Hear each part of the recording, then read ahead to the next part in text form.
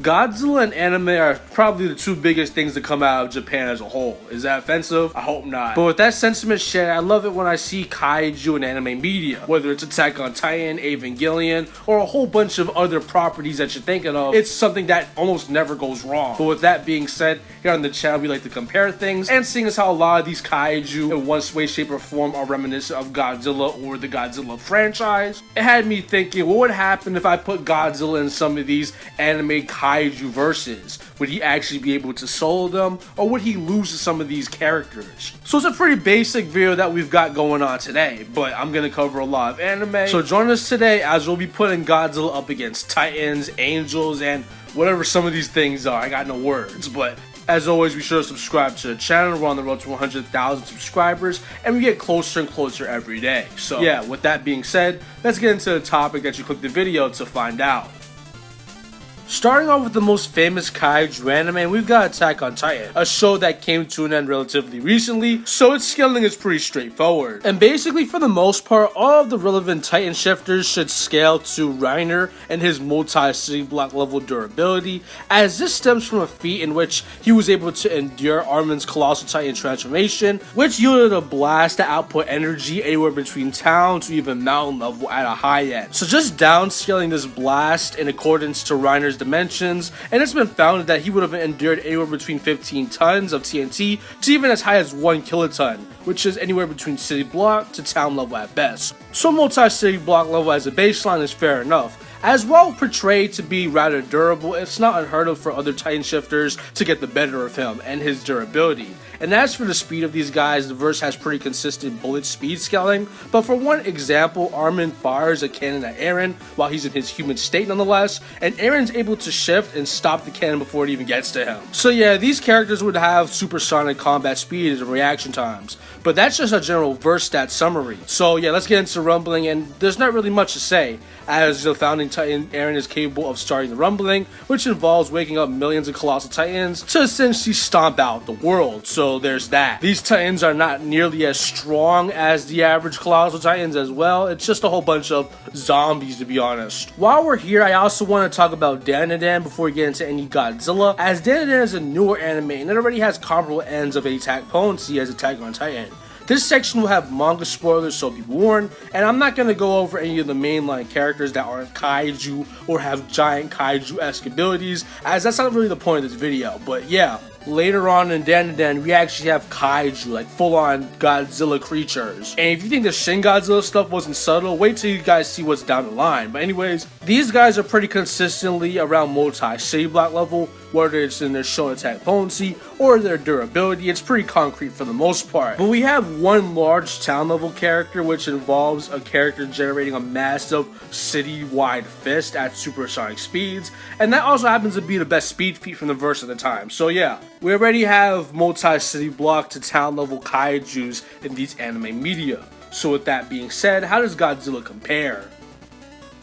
And I guess I never really went over which version of Godzilla that I'm using for today's video, so with that being said, I'm going to be going over Showa Godzilla in comparison to these guys, as I believe he's the most anime-coded version of the character that isn't actually from a straight-up anime. And even then, I know a decent amount of people that would argue that Showa Godzilla is still more anime-coded than Godzilla Earth and Godzilla Ultimate, as Showa Godzilla's got Power Ranger friends, he's fighting kaiju all the time, he's getting these shonen power-ups, so I think it's fitting, to be honest. And well, does he have any town level stuff? And you better believe he does. As the second generation Godzilla in this timeline, he should be stronger than the original Gojira, a character that stated multiple times to be able to endure nuclear bombs. And seeing as how this film was made in the mid-50s, it should be more than fair to assume that he can endure hydrogen bombs, which can output blasts in the megatons. And as for his speed, he scales to his atomic breath very early in the series, as Godzilla was able to box with Anguirus, a character who could react to his atomic breath according to the novelization, with the atomic breath being likened to a beam of light multiple times throughout official guidebooks and statements, and it's even confirmed to be composed of Cherenkov radiation, which moves at relativistic plus speeds as a baseline. So,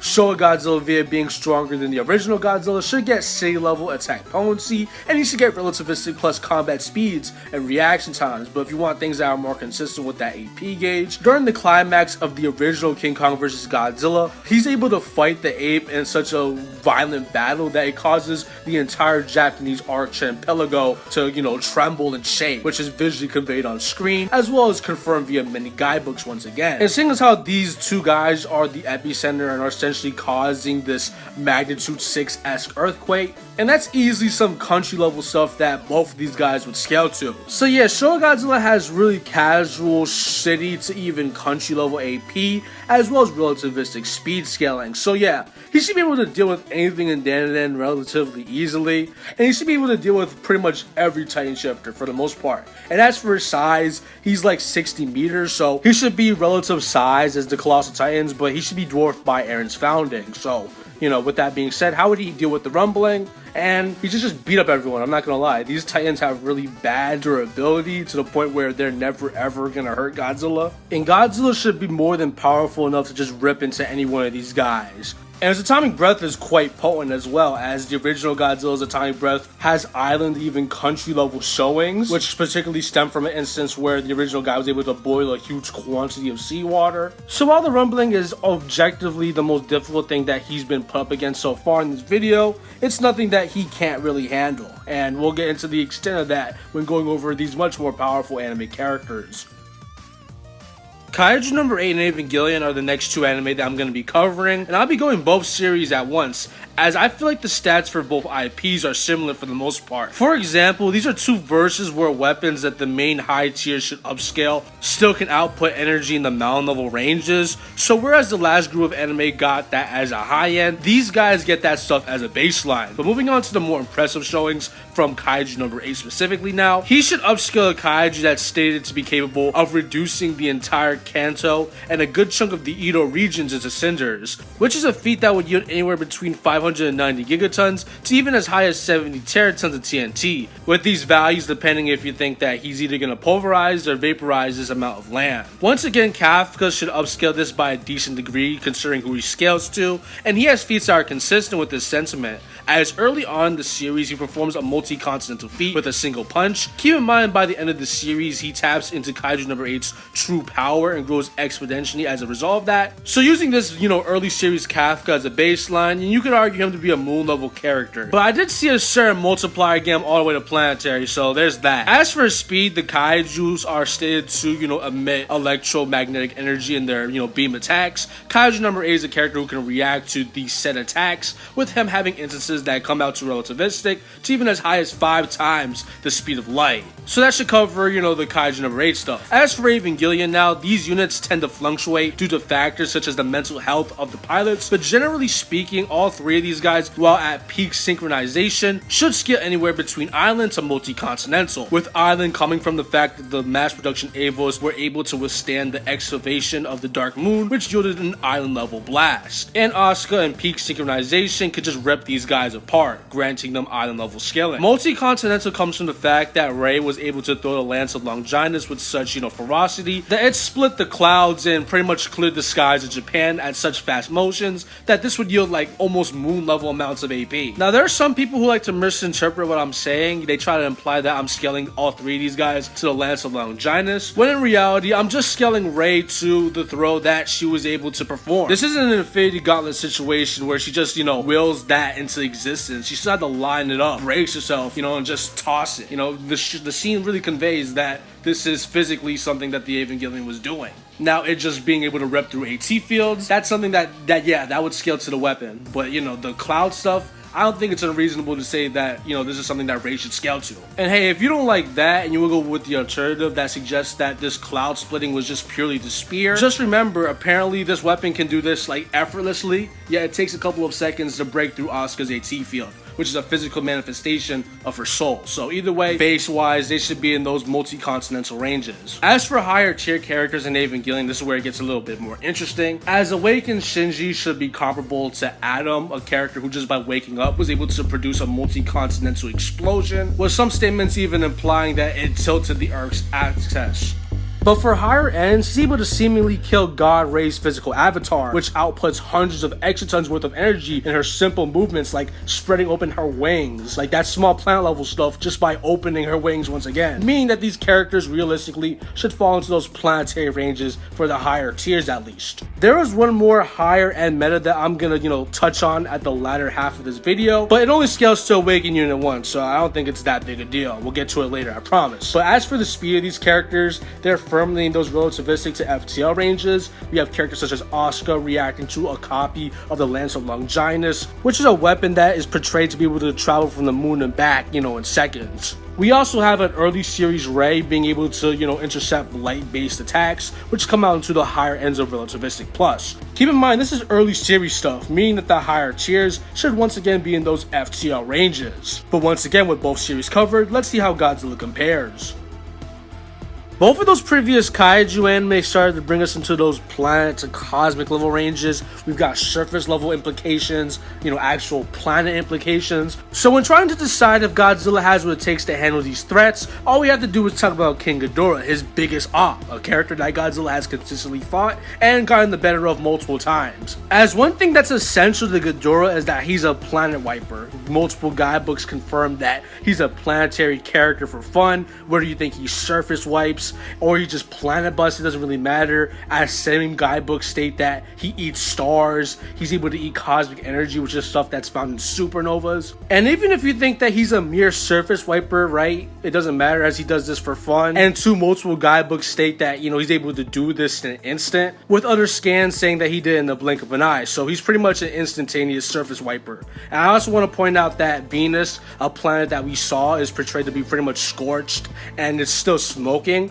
implying that he was able to achieve this feat via his gravity beams, which destroy gravity, meaning that they destroy matter on a subatomic level. Meaning that this isn't a mere surface wipe, not with his beams at least, as they would have been destroying more than just the mere ground. So when calculated, it's been determined that Showa Ghidorah's beams actually output Dwarf Star level attack potency at worst. And Showa Godzilla is able to tank these beams while not even at his full power. Arguably, this is a weak spot for him. I'm not gonna sit here and say that's confirmed, but I don't think any of the guys here disagree with me at least. But to keep it serious for a second, Godzilla has more than enough metas to compete with multi-continental to planetary characters, as he's been there, done that. As for his speed, we already got him to relativistic, but you gotta keep in mind, that was an early Showa Godzilla, like Raise Again Godzilla. Keep in mind, this is a character that's constantly training, constantly getting stronger, constantly blitzing characters that got the better of him in previous films. So without bringing any of the speed feats into the series that we have calced, as I'll do that later, but just logically, he should also be a character in those FTL ranges. So yeah, he's slapping Kaiju number 8 in any of those Kaijus,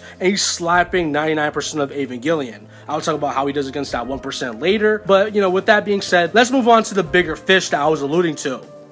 How could I not involve Dragon Ball in this video in one way, shape, or form? And this is a series that includes a whole bunch of kaiju. We've got great apes, dinosaurs, and all types of monsters. But the biggest and baddest monster has got to be Hirudegarde from Dragon Ball Z, rather, the dragon. And while yes, the Dragon Ball films are not canon to the series, that doesn't mean that the events of the series aren't canon to the movies, as official guidebooks place this film taking place after the Buu saga in its entirety. A sentiment that's pretty obvious. You've got Gotenks, Ultimate Gohan, and you've got Goku and Vegeta who are alive on Earth, so it's kind of obvious where this film has to take place. Meaning that Hirudegarde, via slapping around Ultimate Gohan and Gotenks, would upscale characters such as Cell, Frieza, who have solar system feats and implications. But for much higher ends, the film suggests that Hirudegarde is a threat to the universe as we know it, a sentiment that's consistent with the fact that he scales the Buu saga characters, with Buu honestly being implied to be a universal threat in his own right. Like, that's a guy who's just destroying galaxies on screen, and Hirudegarde, via upscaling,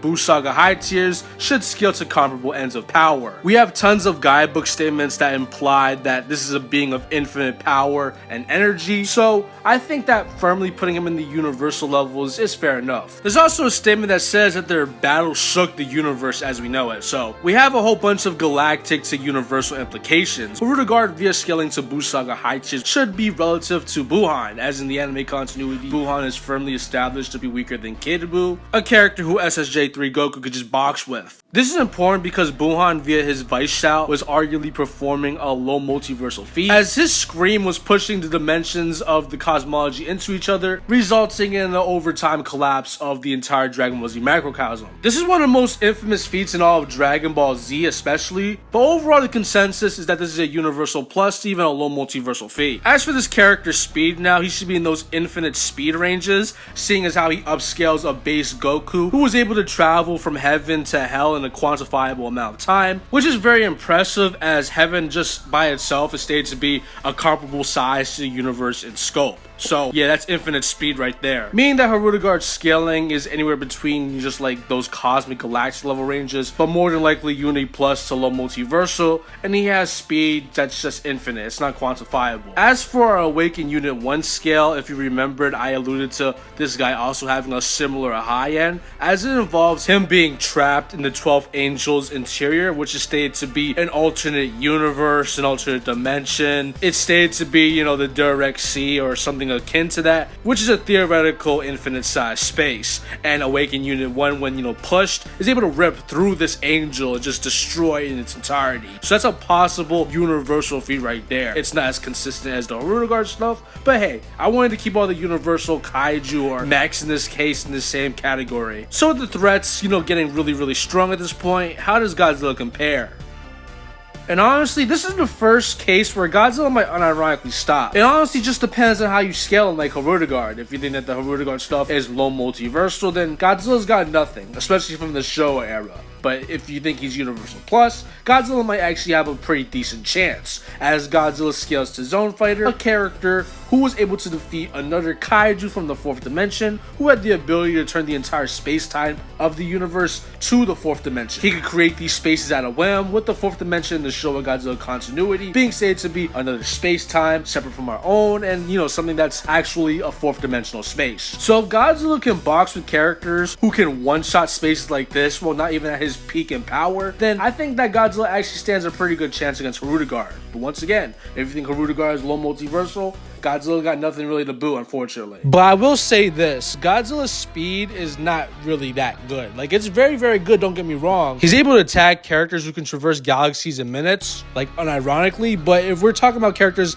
that have infinite speed, like in Dragon Ball especially, where it's pretty blatant, Showa Godzilla just has nothing really to boo. So even if you think that Hirudegar is merely Universal Plus, he might just be so much faster than Godzilla that he'd be able to just wear him down over time. So to be honest, I think that even just while being realistic, Godzilla would stop at Hirudegar, but he should still be more than powerful enough to take on Eva Unit 1, you know? He's infinite 3D at best, while Godzilla has 40 minutes to boot. So what did you guys think about this video? I told you guys that let anime cook. A lot of you guys thought that I just blindly give it to Showa Godzilla, and honestly, I usually do that. But to be honest, when you lose, and anime has some very strong characters. I might have to just make a part 2 to this video and bring an even stronger Godzilla when we'll talk about even stronger anime characters. So if you unironically want to see a part 2 to this video where I put Heisei Godzilla up against some of the even stronger kaiju from anime, then be sure to let me know in the comments down below. And hey, if this video actually gets 2,000 likes, I'll make that video.